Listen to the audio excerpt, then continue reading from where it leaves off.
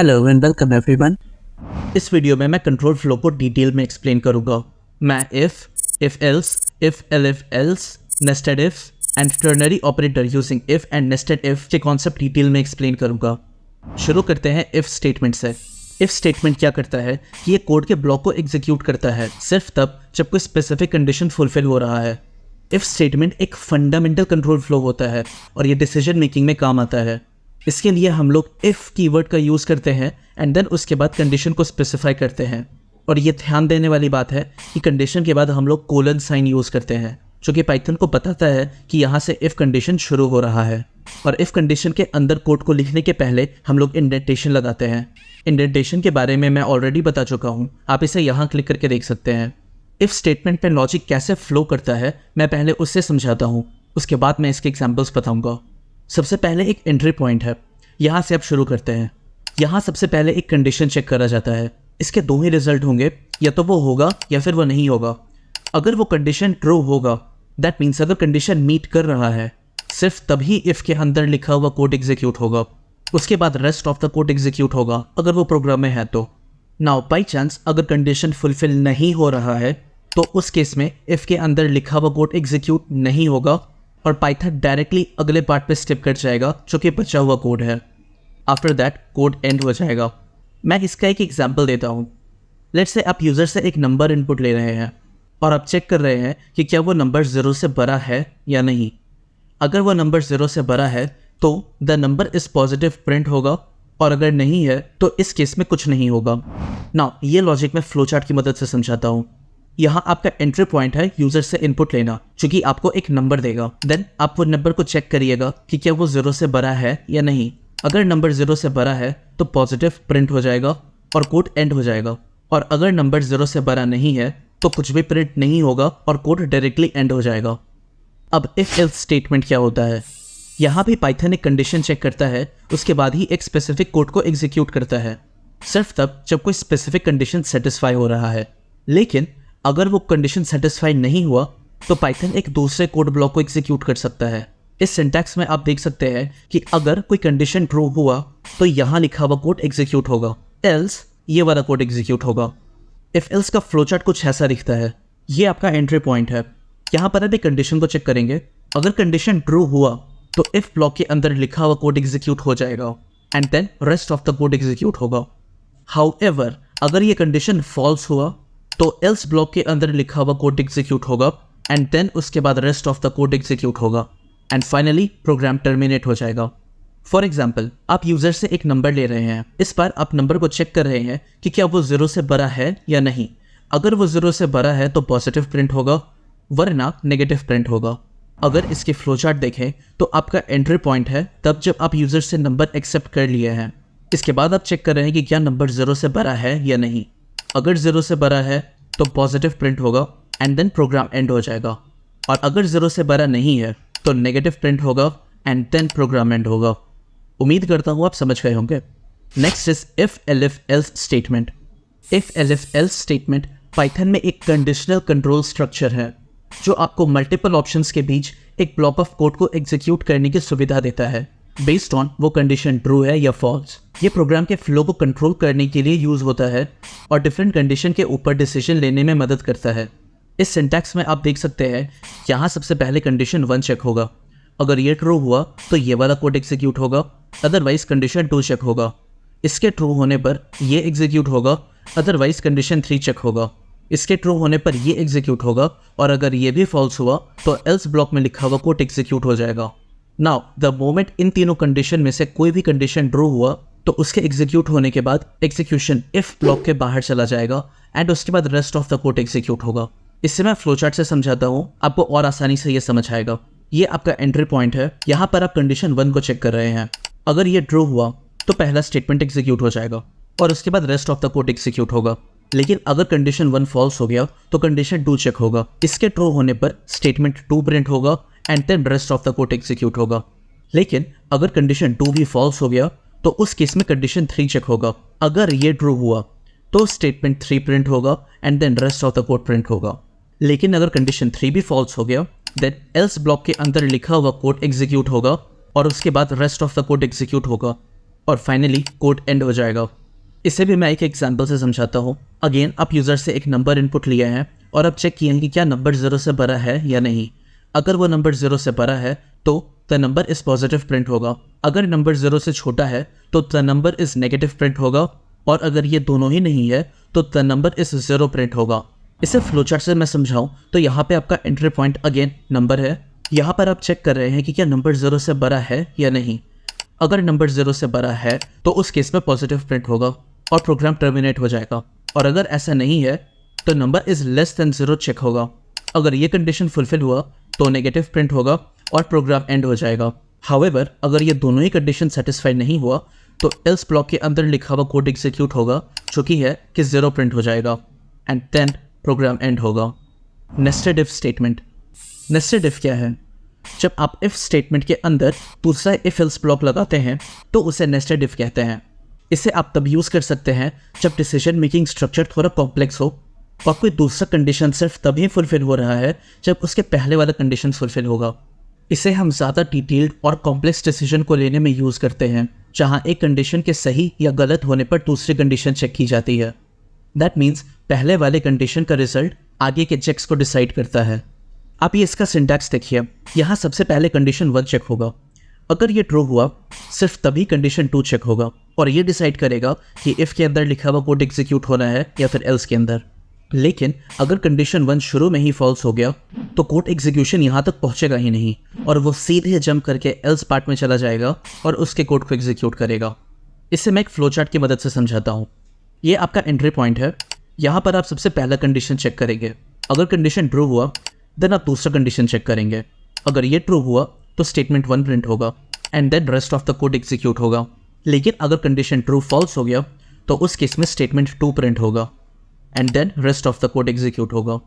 और अगर कंडीशन शुरू में ही फॉल्स हो गया तो स्टेटमेंट 3 एग्जीक्यूट होगा and then rest of the code execute होगा और फाइनली कोड टर्मिनेट हो जाएगा। नाउ ये एक एग्जांपल है। यहाँ पर मैं एक नंबर लिया हूँ विच इज़ 15 और मैं चेक कर रहा हूँ कि क्या नंबर 0 से बड़ा है या नहीं। अगर 0 से बड़ा है तो मैं प्रिंट करूँगा पॉजिटिव एंड देन मैं इसके बाद चेक करूँगा कि क्या नंबर 10 से बड़ा है या नहीं। अगर नंबर 10 से भी बड़ा है तो मैं प्रिंट करूँगा number is greater than 10। Otherwise मैं प्रिंट करूँगा नंबर इज़ बिटवीन 1 एंड 10। लेकिन अगर नंबर 0 से बड़ा नहीं है शुरू में ही देन मैं एल्स पार्ट को एग्जीक्यूट कर लूँगा डायरेक्टली जो कि होगा the number is not positive. इसे मैं फ्लो चार्ट से समझाता हूँ, आप आसानी से समझिएगा। ये आपका एंट्री पॉइंट है। यहाँ सबसे पहले नंबर चेक हो रहा है कि क्या वो 0 से बड़ा है या नहीं। अगर नंबर 0 से बड़ा है तो नंबर इज़ पॉजिटिव प्रिंट होगा एंड देन उसके बाद एक दूसरा कंडीशन चेक होगा कि क्या नंबर 10 से भी बड़ा है या नहीं। अगर ऐसा भी है तो उस केस में number is greater than 10 print होगा एंड देन प्रोग्राम एंड होगा। लेकिन अगर दूसरा कंडीशन फॉल्स हो गया तो उस केस में number is between 1 and 10 print होगा एंड उसके बाद प्रोग्राम एंड होगा। लेकिन अगर ये कंडीशन शुरू में ही फॉल्स हो गया तो उस केस में नेगेटिव प्रिंट होगा एंड फाइनली प्रोग्राम टर्मिनेट हो जाएगा। Ternary operator using if and nested if, जहाँ हम लोग कंडीशन और एक्सप्रेशन को एक लाइन में ही लिख सकते हैं। दैट मीन्स कंडीशन चेक होगा और कोई वैल्यू रिटर्न करेगा अगर वो कंडीशन ट्रू हुआ तो, अदरवाइज कोई दूसरा वैल्यू रिटर्न करेगा अगर वो कंडीशन फॉल्स हुआ तो, और ये सारा काम एक सिंगल लाइन में होगा। ना ऐसा कोई परफॉर्मेंस इंप्रूवमेंट तो नहीं है, ये बस आपको एक तरीका देता है ताकि आप अपने कोड को और रीडेबल फॉर्मेट में रख सकें। अगर आपका कंडीशनल चेक सिंपल है तो आप उसे एक लाइन में भी निपटा सकते हैं। इसका सिंटैक्स कुछ ऐसा है, expression if true, if condition, then expression if false. ना मैं इसे जिस तरीके से सोचता हूँ वो मैं आपको भी बताऊँगा, आप बस मुझे फॉलो करिए। ऐसा करो अगर ये कंडीशन है, वरना ऐसा करो। क्या बोला मैं? ऐसा करो अगर कंडीशन ट्रू है, अदरवाइज ऐसा करो। एग्जाम्पल मैं दिखाता हूँ इसका। ये ऊपर वाला कोड डायरेक्ट अप्रोच है जहाँ पर इफ स्टेटमेंट मल्टीपल लाइन्स में स्प्रेड है। एक कंडीशन चेक है, उसके कोरस्पॉन्डिंग कुछ स्प्रेड हो रहा है और मैं कॉन्फिडेंट हूँ कि आप ये तो समझ ही गए हैं। अब दूसरे पार्ट पे फोकस करते हैं। मैं जो बोल रहा हूँ आप इसे ध्यान से सुनिए। ये करो अगर कंडीशन ऐसा है, वरना ये करो। एलिजिबल अगर एज 18 से बड़ा है, वरना नॉट एलिजिबल। क्या आप समझे लिखने का तरीका? मैं एक और एग्जांपल देके समझाता हूँ। ये कोड आपको समझने में कोई परेशानी नहीं होनी चाहिए। यहाँ पर मैं सिंपली कुछ मार्क्स को चेक कर रहा हूँ और उसके कोरस्पॉन्डिंग कुछ आउटपुट प्रिंट कर रहा हूँ। अब ये सिंगल लाइन में कैसे लिखाया है इस पर ध्यान देते हैं। मैं फिर से यहाँ रिपीट करूँगा जो मैं आपको अभी तक याद कराने की कोशिश कर रहा था। ये करो अगर ऐसा है, वरना ये करो, विच इज़ एक्सेलेंट अगर मार्क्स 90 से ज़्यादा है, अदरवाइज गुड अगर मार्क्स 75 से ज़्यादा है, otherwise average. However, to make the code readable and concise, single line आप सिर्फ तभी यूज़ करिए अगर आपको कोई छोटे मोटे कंडीशन को चेक करना है। अगर कोई बड़ा या ज़्यादा कॉम्प्लिकेटेड कंडीशन है तो उस केस में ज़्यादा बेहतर होगा कि आप लोग मल्टीपल लाइंस में इफ़ स्टेटमेंट को यूज़ करें। सिंगल लाइन में लिख करके आप अपने कोड को और ज़्यादा कंफ्यूजिंग ही बनाइएगा और इससे कोई खास फ़ायदा नहीं होगा। Now knowledge reinforcement time. अभी तक मैं जो भी कॉन्सेप्ट बताया हूँ यहाँ मैं उन सब की प्रैक्टिस कराऊंगा। आई हाईली रिकमेंड यू आप हर एक क्वेश्चन के साथ वीडियो को पॉज करिए और क्वेश्चन को अटेम्प्ट करिए। बिना प्रैक्टिस किए पाइथन आप नहीं सीख सकते हैं। So pause the video and attempt this. सबसे पहला क्वेश्चन है कि इफ स्टेटमेंट का पर्पस क्या होता है? क्या ये कोड को मल्टीपल टाइम्स रिपीट करता है? नहीं। अगर कोई कंडीशन सेटिस्फाई हुआ तो क्या ये कोड ब्लॉक को एग्जीक्यूट करता है? हाँ, दैट इज वाई इसका आंसर बी होगा। नेक्स्ट क्वेश्चन, इस कोड का आउटपुट क्या है? नंबर इज 0 और मैं चेक कर रहा हूँ कि क्या ये नंबर 0 से बड़ा है, जो कि नहीं, that is y non positive print होगा। So b is the answer. Next question, nested if में इफ एल्स स्टेटमेंट दूसरे इफ या एल्स ब्लॉक के अंदर लिखा सकता है। क्लियरली ये स्टेटमेंट सही है, दैट इज वाई इसका आंसर ए होगा, which is true. Next question, इनमें से कौन सा स्टेटमेंट बेस्ट तरीके से इफ एल्फ एल्स स्ट्रक्चर को डिफाइन कर रहा है? ऑप्शन ए, इसमें सारे कंडीशन चेक होते हैं और उनमें से जितने भी ट्रू कंडीशन हैं वो सारे के सारे एग्जीक्यूट होते हैं। ऑप्शन बी, सारे के सारे कंडीशन एग्जीक्यूट होते हैं रिगार्डलेस वो सही हैं या गलत। Option C, multiple conditions check होते हैं, and by multiple I mean multiple conditions, not all conditions, and then उनमें जो सबसे पहले कंडीशन सेटिस्फाई होता है वो एग्जीक्यूट होता है। एंड ऑप्शन डी, कोड के एरर को हैंडल किया जाता है। इन चारों में क्लियरली ऑप्शन सी सही है और बाकी तीनों गलत है, दैट इज वाई इसका आंसर सी होगा। नेक्स्ट क्वेश्चन, इस कोड का आउटपुट क्या है? एक नंबर है 15। मैं पहले चेक कर रहा हूँ कि क्या ये 0 से बड़ा है या नहीं। आप क्लियरली देख सकते हैं कि नंबर 15 जो है वो 0 से भी बड़ा है और 10 से भी बड़ा है, दैट इज वाई ये वाला स्टेटमेंट एग्जीक्यूट होगा। हेंस इसका आंसर सी है। The number is positive, the number is greater than 10। Next question, ternary operator की मदद से आप इफ एल्स कंडीशन को एक सिंगल लाइन में लिख सकते हैं। ऑब्वियसली ये ट्रू है, that is why correct answer is A. Next question, ternary operator को लिखने का सिंटैक्स क्या है? ऑप्शन ए, ये करो वरना, गलत हो गया। सो ऑप्शन बी, या क्वेश्चन मार्क और कोलन का कोई काम ही नहीं है। ऑप्शन सी, ये करो अगर ऐसा कंडीशन है वरना ये करो। आपको याद आया मैं कुछ ऐसा ही आपको बता रहा था? अगर हाँ तो सी आंसर है और अगर ना तो पीछे जाके फिर से देखिए। नेक्स्ट क्वेश्चन, इस कोड का आउटपुट क्या होगा? एज है 20 और मैं स्टेटस चेक कर रहा हूँ। एलिजिबल अगर एज 18 से ज़्यादा है, वरना not eligible. Now clearly age 20 है जो कि 18 से ज़्यादा है, सो एलिजिबल स्टेटस होगा और इसका आंसर ए होगा, which is eligible. Next question, if else statement के बारे में इनमें से कौन सा स्टेटमेंट ट्रू है? Option A, else block is always mandatory, ये गलत है। अब चाहे तो एल्स ब्लॉक नहीं भी लगा सकते हैं। ऑप्शन बी, एल्स ब्लॉक सिर्फ तब एग्जीक्यूट होता है अगर इफ के अंदर का कंडीशन फॉल्स है। नाउ ये सही है, दैट इज वाई इसका आंसर बी होगा। यहाँ मैं आपको एक होमवर्क देना चाहता हूँ। मैं डिस्क्रिप्शन में प्रैक्टिस सेट अटैच करा हूँ, you have to do this. अगर आपका जवाब हाँ है तो डिस्क्रिप्शन में मैं इसका लिंक दिया हूँ, आप इसे डाउनलोड करिए एंड देन इस वर्कशीट को ओपन करके इसे अटेम्प्ट करिए। अगर आप क्वेश्चंस को कर पा रहे हैं दैट वेल एंड गुड, और अगर नहीं कर पा रहे हैं तो मैं अगला वीडियो इसका सोल्यूशन वीडियो दूंगा, वहाँ पर आप इसके सोल्यूशन को देख करके अपनी गलती समझ सकते हैं। I repeat again, do not use generative AI, do it yourself. मैं एक बार दिखा दूँ कि इस वर्कशीट में आपको कौन कौन से क्वेश्चंस करने हैं। यहाँ सबसे पहले आप लोगों को एक नंबर लेना है और चेक करना है कि क्या ये इवन है या ऑड है। क्वेश्चन 2 में अगेन आपको एक नंबर लेना है एंड देन चेक करना है कि क्या ये पॉजिटिव है, नेगेटिव है या फिर 0 है। थर्ड क्वेश्चन में आपको out of 100 total marks add करने हैं एंड देन पास प्रिंट करना है अगर मार्क्स 40 से ज़्यादा है। अगर 40 से कम है तो फेल प्रिंट करना है।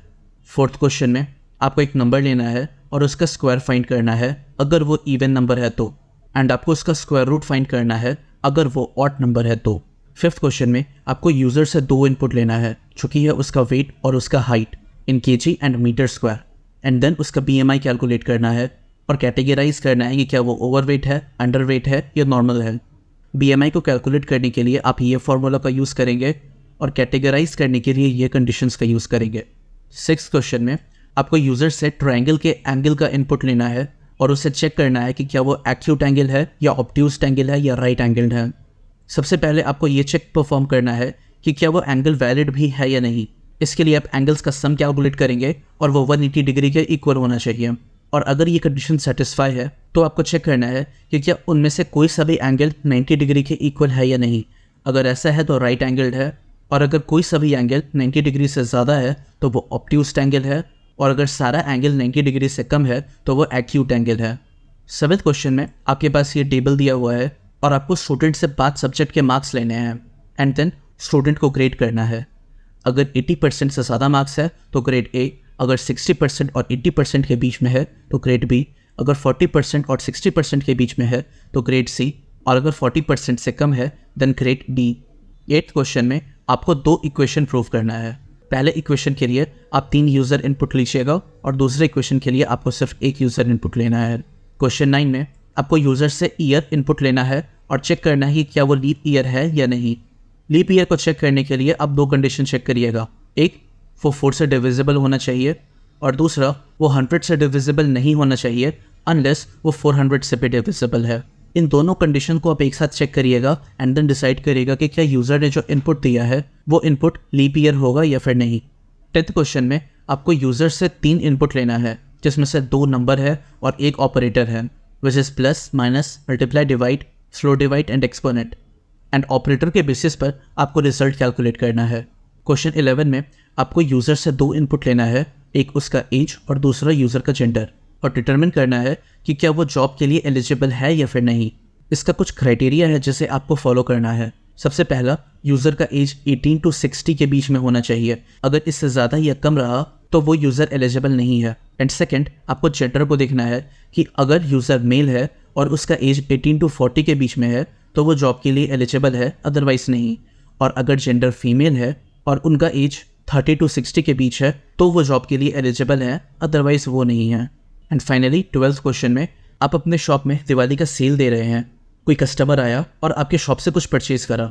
आपको उसका परचेज अमाउंट लिखना है और डिस्काउंट अमाउंट कैलकुलेट करना है। And after discount net payable amount कितना है उससे कैलकुलेट करना है, और इसके साथ आप उसे फ्री गिफ्ट्स पे दे रहे हैं।